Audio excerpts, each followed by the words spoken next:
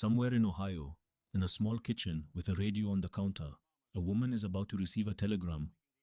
Her son died at 8 seconds past 2 in the afternoon, on a French field she has never heard of. He was 19 years old. He was a tank driver in the United States First Army. And the reason he died is that the American Sherman tank had a fatal weakness. For 6 weeks, in the summer of 1944, nobody in the United States Army could figure out how to fix it. This is the story of the men who finally did. June 1944, Normandy, France. The Sherman climbed the hedgerow at 8 miles per hour. Its tracks bit into centuries of packed earth, hauling 33 tons of American steel up an ancient French wall. For 3 seconds, the tank hung there, nose pointed at the sky, belly exposed to God and every German gunner within 400 yards. The Panzerfaust round hit the underside at a distance of 30 feet. The Sherman's front armor was 51 millimeters, 2 inches of face-hardened steel that a German infantryman with a Panzerfaust could still burn through, but not easily. The belly, the underside that no American engineer had ever expected to face enemy fire, was only 13 millimeters, half an inch. The shaped charge of the Panzerfaust burned through it in 1,000th of a second. Inside the fighting compartment, the temperature reached 3,000 degrees Fahrenheit. The 5 men in the crew had approximately 8 seconds to escape. 3 of them made it out, 2 did not. This scene repeated itself, in one form or another, hundreds of times across the American sector between June 6th and July 24th, 1944. First Army lost tanks faster than the shipyards in New Jersey could build replacements. Crews burned. Officers wrote letters home to mothers in Ohio and Texas and Pennsylvania. The Norman hedgerows were killing the United States Army one Sherman at a time. And nobody, from Bradley down to the lowest private, knew how to stop it. The hedgerows were not hedges. They were fortifications built by farmers who had never heard of Napoleon, let alone Adolf Hitler. Since the medieval period, Norman farmers had piled field stones along their property lines. Dirt accumulated, roots grew, trees rose from the mounds. By 1944, the bocage, the checkerboard of small fields west of Caen, was a network of earthen walls between 4 and 15 feet high, 3 to 12 feet thick, laced with root systems so dense they could resist the blade of an American bulldozer. Each field was a killing box. Narrow sunken roads ran between the hedgerows like tunnels. A German infantryman with a Panzerfaust could hide in the base of a hedge for hours. He needed only one shot. When a Sherman climbed the wall to see over it, the belly presented itself like a target on a rifle range. Between June 6th and July 10th, American forces advanced 8 miles inland, 8 miles in 34 days. At that pace, First Army would reach Paris sometime in the year 1946.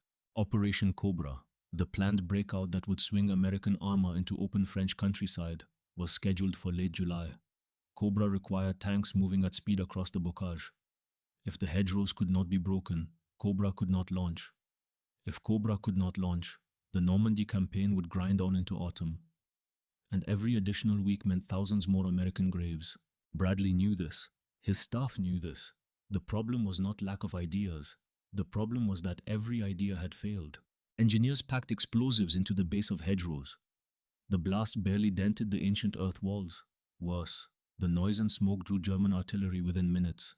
Crews welded spare track links to the front of their Shermans. It helped against machine gun fire. It did nothing against a Panzerfaust fired from 10 yards. Other crews tried ramming hedgerows at full speed, hoping momentum would carry them through. The tanks buried themselves nose first in packed earth and root systems that had been growing since the reign of Louis XIV. The army had issued 4 M4 dozer tanks per battalion. Bulldozer blades welded to the front. These worked. In a sense. They could carve a gap in a hedgerow given 20 or 30 minutes. But they moved slowly. And every German gunner in Normandy knew that the tank with the blade was the priority target. Kill the dozer. And the entire column stopped moving. By early July, a strange thing began happening across the American front. Officially, the tactical problem was Bradley's to solve. Unofficially, it was being solved everywhere at once. by men whose names would never appear in the official histories. On July 5th, the 79th Infantry Division tested its own hedge-cutting device, a field improvised prong assembly welded to a light tank. It worked well enough to enter limited use. A few days later, 19th Corps demonstrated a set of prongs designed originally to drill holes for explosive charges. In practice, the force of the prongs was enough to tear a section of hedgerow loose without any explosives at all. V Corps units built their own designs. Someone called them brush cutters. Someone else called them green dozers. No single unit had a monopoly on the idea. The problem was everywhere, so the solutions came from everywhere. And in the 102nd Cavalry Reconnaissance Squadron, an independent unit of the New Jersey National Guard known within itself as the Essex Troop, a 29-year-old sergeant was sitting in on a bull session with his crew. His name was Curtis Grubb, Cullen III. Everyone called him Bud. He had been born in Cranford, New Jersey, on February 10, 1915. His family was old, in the American sense of the word. He was named after a great-great-grandfather who had been a Continental Army colonel and an ironmaster in Pennsylvania, a man who had cast cannon for General Washington. He had joined the New Jersey National Guard before Pearl Harbor. Now, in a French field in July 1944, he wore the stripes of a sergeant and the exhaustion of a man who had watched other men burn. The conversation that afternoon was the same conversation being had in every American tank unit in Normandy. How do we get through the goddamn hedgerows? According to the British military historian Max Hastings, writing decades later after interviewing surviving veterans, the crucial moment came when a soldier the men called a Tennessee hillbilly, a private whose name Hastings recorded only as Roberts, spoke up. "Why don't we get some sawteeth and put them on the front of the tank and cut through these hedges?" The other men laughed. It was the kind of thing you said in a bull session in a war. A crazy idea, something to break the tension, something to fill the silence between mortar rounds. Curtis Cullen did not laugh. He walked away from the group and started sketching on the back of a ration box. The sketch was simple. 4 steel prongs, angled forward, welded to the front of a tank. The prongs would bite into the base of a hedgerow instead of allowing the tank to climb over it. The tank would push through at ground level. No belly exposure. No easy shot for a Panzerfaust team. The problem was material. American steel was rationed and controlled. You could not just walk into a supply depot and requisition 2-inch structural beams for an experimental modification that no officer had authorized. But there was steel available. Enormous quantities of it. Sitting on the beaches of Normandy where the Germans had left it. The Germans had planted thousands of Czech hedgehogs along the invasion coast. 3 lengths of railway iron welded together in a jack shape. Rommel had ordered them scattered across the tidal zone to rip open the hulls of Allied landing craft. On June 6th, they had done their work. American engineers, in the weeks after, had cut them apart with acetylene torches to clear the beaches for supply operations. The scrap steel sat in piles behind the coastline. Waiting, Cullen walked to the nearest engineer depot and asked for the pieces. Nobody stopped him. He took 4 sections of Czech hedgehog steel, each about 2 inches thick, and welded them to the bow plate of a light tank. The prongs angled forward. The finished assembly weighed a little over 300 pounds. "It looked," one witness said, "like the teeth of some prehistoric animal." He tested it 7 times. 7 successful breaches. The prongs held. The suspension held. The tank punched through hedgerows that had stopped American armor for 6 weeks. Word reached Major Sidney Bingham. Bingham ordered a test on a full-weight Sherman. Cullen welded the assembly to a 33-ton medium tank. The impact would be more than double what the light tank had absorbed. The prongs might rip loose. The bow plate might tear. The tank might flip forward and pin its crew. The test worked. Word climbed the chain of command. It reached Major General Leonard T. Gero, 56 years old, commanding V Corps. Gero was a Virginian, a career officer, a man who had come ashore on Omaha Beach on D-Day and had spent the past 6 weeks watching his infantry die in fields the size of parking lots. Gero understood immediately what the device meant. He picked up a telephone. He called Omar Bradley. Bradley was 51 years old. He commanded 1st Army. He had, for 6 weeks, been the officer responsible for the fact that 8 miles of French countryside had cost the United States Army thousands of casualties. He was tired. He was angry. He had run out of ideas. He was also about to watch a demonstration that would change the war. July 14th, 1944. The 2nd Armored Division Sector, Normandy. Omar Bradley arrived in a jeep at 8 in the morning. He wore the plain wool tunic of a lieutenant general and the tired eyes of a man who had not slept properly in 6 weeks. His aide handed him a pair of binoculars. Bradley did not raise them yet. He was watching Giraud, who was standing beside a Sherman tank with something bolted to the front of it. The something was ugly. 4 steel prongs jutted forward from the bow plate. They were welded, not machined. The metal was rough. The angles were uneven. The whole assembly looked like it had been hammered together in a barn by a man who had never seen an engineering drawing. Which, in a sense, was exactly what had happened. Curtis Cullen stood beside the tank. He was sweating in the July heat. He was wearing coveralls, stained with grease and welding flux. He was 29 years old, and he was about to demonstrate his invention to the third-ranking American officer in Europe. Bradley walked to the hedgerow that had been chosen for the test. He examined it with the eye of a man who had spent 42 days watching hedgerows kill his soldiers. This one was typical, about 12 feet high, roots interlaced like woven cable. The kind of wall that had stopped tank companies for hours. He turned to Giraud. "Show me." The Sherman started its engine. The driver put it in gear. The tank rolled forward at approximately 10 miles an hour, a slow, deliberate pace, not the racing charge of the earlier tests. Bradley had asked for a realistic combat speed, the kind a real crew would use with real German gunners waiting on the other side. The prong struck the base of the hedgerow with a sound that Bradley would remember for the rest of his life. He described it later in his memoirs. Not an impact. Not a crash. Something closer to a groan. The sound of ancient earth being torn apart by something it had never encountered before. For a moment, the tank pushed against 500 years of packed roots and stone. The engine roared. Then the wall came apart. Dirt exploded upward. The Sherman burst through the far side under a canopy of falling earth and severed vines. Its belly had never left the ground. Bradley lowered the binoculars. He walked to the gap. He examined the torn earth with his gloved hand. He turned to Giraud, then to the ordnance officer at his side, and gave the order that would define the next 11 days. Every welder in Normandy, every torch, every scrap of German beech steel. Now. The ordnance officer he spoke to was Lieutenant Colonel John Bruce Medeiros, 42 years old, career soldier, 1st Army Ordnance. Medeiros understood immediately what Bradley was asking for. He drove back to his command post at 70 miles an hour and started making phone calls. By 6 o'clock that evening, the units in the field discovered they did not have enough arc welding equipment to modify tanks at the scale Bradley wanted. By 8 o'clock, a plane was in the air. It flew from a French airstrip to England, loaded up with welding rigs from British Army depots, and flew back before dawn. Trucks were waiting on the runway. The welders were waiting in the fields. The tanks were waiting in staging areas from Sainte-Mère-Église to Saint-Lô. Within a week, 3 out of every 5 tanks in 1st Army carried some version of the device on their bow plates. But here is a fact that has been quietly removed from most retellings of this story. The 3 out of 5 figure did not describe 500 Cullen devices.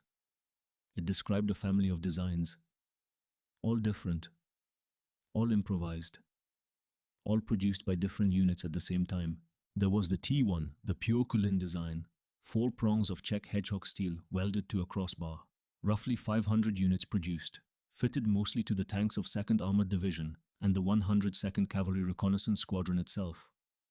There was the T2 Douglas device, developed independently by the 3rd Armored Division.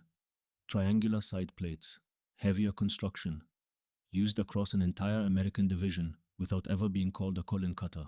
There was the T3, a lighter design, sometimes fitted to M10 tank destroyers. And there was the T4 Green Dozer, developed by the 747th Tank Battalion. Massive railroad tie prongs, heavier and cruder than the Cullen design, but effective enough that men called them by name. Cullen did not invent the idea alone. He did not solve the problem alone. He was one of at least a dozen Americans in Normandy who saw the same problem and reached for the same solution at approximately the same time. What made Cullen's version famous was not that it was first. It was that it was demonstrated to Omar Bradley at exactly the right moment, on exactly the right day, in exactly the right field. And then the newspapers got hold of the story.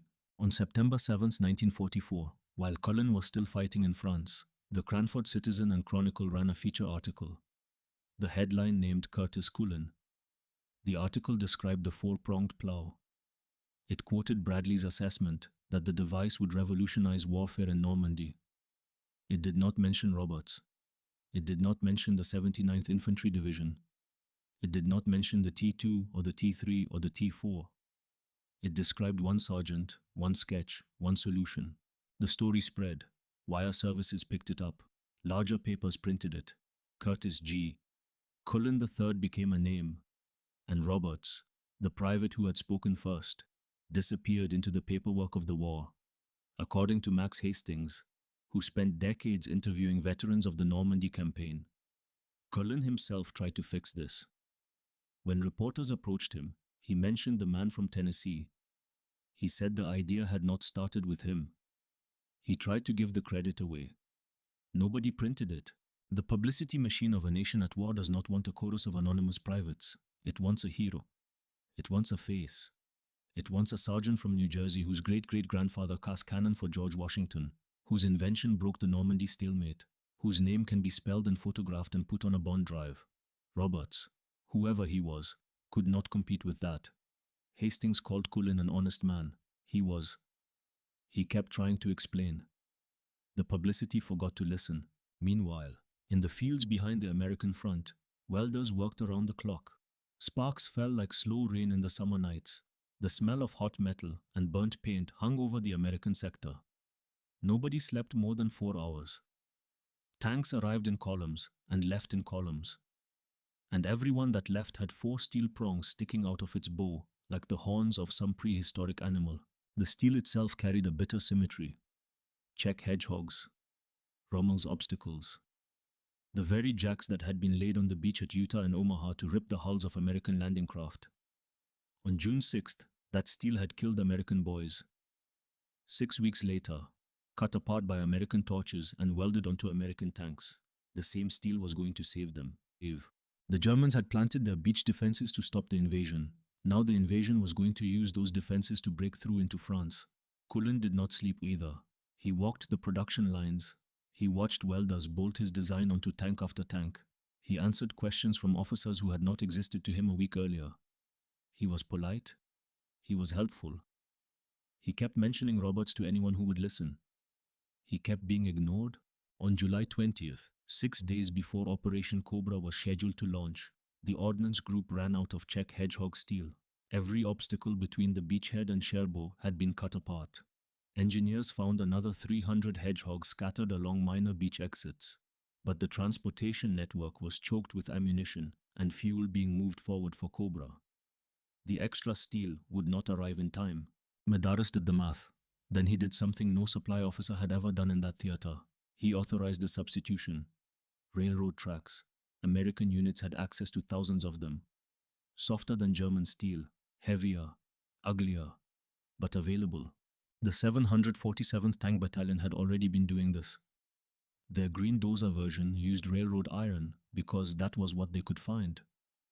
Now the same logic went army-wide. If you had Czech hedgehog steel, you built the Cullen design. If you did not, you built whatever you could. As long as the tank could punch through a hedgerow at ground level, by July 24th, the day before Operation Cobra, roughly 3,000 American armored vehicles had received some version of a hedge cutter. Not the same version, not the same design, but the same principle.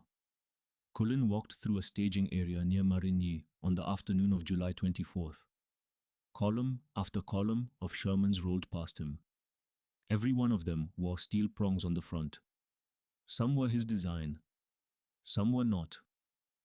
It did not matter. He had not slept in 72 hours this year. His hands were burned from hot metal.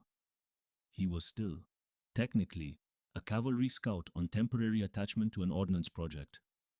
In the morning, 1,500 Allied bombers would drop 4,000 tons of explosives on German positions west of Saint-Lô. Behind them, 3,000 American tanks would roll forward toward hedgerows that had killed their comrades for 6 weeks. If the devices worked, First Army would be in open country in a day. If the devices failed, the war would drag into winter, and more American mothers would receive telegrams from the War Department. Cullen sat on the hood of a jeep and watched the tanks disappear down a dust road toward the front line. Somewhere in those columns, riding in the belly of a Sherman with a hedge cutter bolted to the bow, was a private from Tennessee named Roberts. If he was still alive, if he had ever existed, the publicity would never let anyone know. July 25th, 1944, west of St. Louis. The bombers came first. 1,500 heavy aircraft crossed the Norman sky in waves that took 90 minutes to pass overhead. B-17s are from 8th Air Force. B-24S, medium bombers below them, fighters flying escort above. When the bombs fell, they fell in patterns 3 miles long and 1 mile wide, converting German positions along the Perrier-Saint-Lô road into a landscape that survivors would later describe as the surface of the moon. Some of those bombs fell short. American infantry from the 30th Infantry Division took casualties from their own aircraft that morning. Lieutenant General Leslie McNair, an observer at the front line, was killed by a bomb that fell where it should not have fallen. He was the highest-ranking American officer to die in the European theater. His death was reported to Washington and quietly suppressed for morale reasons. That was the price of the opening minute of Operation Cobra. When the bombardment lifted, the assault infantry moved first. The 9th, 4th, and 30th Infantry Divisions of 7th Corps. Behind them, waiting to exploit the breach, came the armor, 2nd Armored Division, 3rd Armored Division, 1st Infantry Division, in front of every column of tanks, riding on the bow plate of every 2nd or 3rd Sherman, where the 4 steel prongs. The first hedgerow went down in 14 seconds. A tank from the 2nd Armored Division approached at roughly 10 miles per hour. The Cullen prongs bit the base of the wall. The Sherman pushed forward. Ancient roots parted. Earth exploded upward. The tank came through the far side with dirt still falling on its turret and the driver still alive. 12 feet away, in a slit trench behind the hedgerow, a German infantryman with a Panzerfaust waited for the belly of the tank to appear against the sky. The belly never appeared. He fired at the front of the Sherman instead. It was a bad shot. Panicked. Aimed low. The shaped charge struck the front sprocket housing and detonated harmlessly against the track. The Sherman kept moving. The German ran. This scene repeated itself across a front 20 miles wide. Tanks that should have taken 3 hours to advance one field were crossing multiple hedgerows in minutes. German defensive doctrine had assumed that American armor would climb the walls. Every anti-tank position had been cited for that assumption. When the tanks came through at ground level instead of above it, the German firing solutions became worthless. By mid-afternoon, on July 25th, American armor had advanced 2 miles beyond the bombardment line. By dawn on July 26th, it was 4 miles. By July 27th, it was 6. By the end of the month, the German front west of St. Louis had disintegrated. Operation Cobra was no longer a breakthrough attempt. It was a breakout. And behind the tanks, walking through gaps in hedgerows that had killed their friends in June, came the American infantry. Curtis Cullen was not with them. He had been reassigned to a training role for a few weeks, teaching replacement crews how to use his device. Then, in early autumn, he was reassigned again. His parent unit, the 102nd Cavalry Reconnaissance Squadron, was moving east with the rest of 1st Army. And 1st Army was moving toward the German border. In August, Bradley pinned the Legion of Merit to Cullen's coveralls at a field ceremony near St. Louis. The citation read that Sergeant Cullen had displayed exceptional ingenuity and technical skill in developing a device that had facilitated the Allied advance through Normandy. Bradley told the assembled officers that Cullen's invention had saved an estimated 1,500 American lives. The number was Bradley's own estimate. It was never independently verified. It may have been higher. It may have been lower. Cullen himself, when asked about it, was uncomfortable with the figure. He never repeated it. The Legion of Merit was, and remains, one of the highest decorations the United States military awards for meritorious service. Sergeants very rarely receive it. Cullen was one of the few in the war. He was also, 4 months later, sent into the Hurtgen Forest. The Hurtgen Forest campaign, fought between September 1944 and February 1945 along the German border with Belgium, is one of the darkest and most misunderstood chapters of the American war in Europe. 50 square miles of pine woods on rugged, broken ground. Winter came early that year. Snow, freezing rain, mud that stopped every vehicle heavier than a jeep. German pillboxes had been prepared for years. American infantry advanced into fields of mines, laid so densely that engineers could not clear them faster than the infantry needed to cross them. The First Army took approximately 33,000 casualties in the Hurtgen, killed, wounded, missing, captured. Entire regiments were destroyed and rebuilt from replacements, some of whom did not survive their first week. Curtis Cullen was one of the 33,000. His mine detonated in a stretch of forest somewhere north of the town of Wassenach. It did not kill him. It took his left leg below the knee. He was evacuated to a field hospital, then to England, then home to the United States. The war continued without him. Cologne fell. The Rhine was crossed. Berlin fell. Germany surrendered on May 8, 1945. Cullen was not there for any of it. He was in a rehabilitation ward, learning how to walk on a prosthetic leg. He came home to Cranford in the summer of 1945. In September, he married Bernice Enright, a woman he had known before the war. They moved to New York City. He took a job with Shenley Industries, a spirits company, the same firm where his father had worked. He sold liquor for a living. He did not give interviews. He did not write a memoir. He did not accept speaking engagements. When neighbors asked about the war, he changed the subject. When strangers occasionally recognized his name from Bradley's memoir or from an old newspaper clipping, he was polite and short. He walked with a limp for the rest of his life. According to public records, he and Bernice divorced in the early 1950s. He kept working. He kept his silence. He was a member of the Sons of the American Revolution, an heirloom of the family name he had inherited from his great-great-grandfather, Colonel Curtis Grubb. He attended meetings occasionally. He did not talk about the war there either. On November 20th, 1963, Curtis Grubb, Cullen III, died at his home in Greenwich Village, Manhattan. He was 48 years old. The obituary in the local paper mentioned his Legion of Merit and his role in the hedgerow cutter. The obituary was brief. 2 days later, John F. Kennedy was assassinated in Dallas, and every other death in America was pushed off the front page for the rest of the month. Cullen was buried without ceremony. His invention was, at that moment, a footnote in a small number of military histories. Almost nobody outside the Tank Corps and the Ordnance Department remembered his name.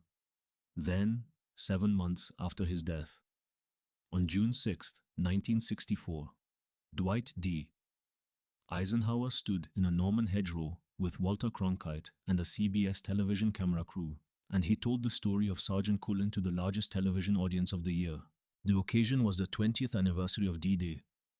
Eisenhower, now 73 and long retired from the presidency, had come back to France to walk the ground. Cronkite followed him with a camera. They stood in a field near Saint-Lô, where the hedgerows were still 12 feet high. Eisenhower explained the problem. He described the belly armor. He described the burning tanks. Then he described a sergeant from New Jersey who had welded 4 pieces of German beech steel to the front of a Sherman and changed the campaign. Eisenhower had told the story before. In January 1961, at a speech delivered to the American Society of Mechanical Engineers, he had spoken about Cullen in almost identical terms. There was a little sergeant, Eisenhower said. His name was Cullen, and he had an idea. Millions of Americans watched the 1964 broadcast. For a great many of them, it was the first time they had ever heard the story. Cullen was not there to hear it. He had been in the ground for 7 months. The recognition he had never sought in life arrived after him. Museums began to acquire Rhino tanks. The Patton Museum at Fort Knox displayed a Sherman with original Cullen prongs bolted to the bow. The National World War II Museum in New Orleans eventually did the same. In Cranford, New Jersey, a boulder was placed on the lawn of the municipal building with a plaque describing his life and his invention. His name is on it. His dates are on it. His unit is on it. His Legion of Merit is on it. The name Roberts is not on it, because Roberts, if he existed, was never confirmed. Max Hastings recorded the name in his 1984 book. No other historian has ever located a man named Roberts in the 102nd Cavalry Reconnaissance Squadron who fits the description. His unit assignment was never traced. His fate was never traced. He may have died at St. Lo. He may have survived the war and gone home to Tennessee and never told anyone that he had once. In a French field in July 1944, said the thing that would break the Norman stalemate. He may have never existed at all. Hastings called Cullen an honest man. The evidence supports the description. Cullen tried to give the credit away. He mentioned Roberts to reporters. He mentioned him in the few private conversations that survive in the record. And yet the name Roberts died in July 1944, and only the name Cullen survived. This is the last, quietest twist of the story. The man who tried hardest to share the credit was the only one who received it. The man whose idea started everything vanished from the paperwork of history. Curtis Cullen lived for 18 years after the war and worked as a salesman and walked on one good leg. He drank his coffee in a Manhattan apartment. He shopped for groceries. He watched television. He was a private citizen. He was not, for those 18 years, a hero. He was a man who had once done something in a war and who had learned that the doing of it did not fix anything about the years that came after. And then he died. And then, 7 months later, a former Supreme Allied commander stood in a French field and made him a legend. If the 1500 figure is even approximately correct, the men who came home because of that field improvised device had children. Those children had children. Their grandchildren are alive now, in Ohio and Texas and Pennsylvania and New Jersey, and most of them have never heard the name Curtis Cullen. Fewer still have ever heard the name Roberts. The steel that saved those men came from a beach where Rommel had put it to kill them. It was cut apart by men who did not sleep. It was welded onto tanks by men whose hands burned in the July heat. It was fitted to Shermans that rolled into hedgerows at 10 miles an hour and came through the far side with the crews still alive. Somewhere in Normandy, in a field that has grown back over the tracks of the tanks that passed through it, a farmer still plows the same soil that Cullen's device tore open in July 1944. The hedgerows are lower now. The war is a memory held mostly by men who are dying at the rate of several hundred a day in the United States.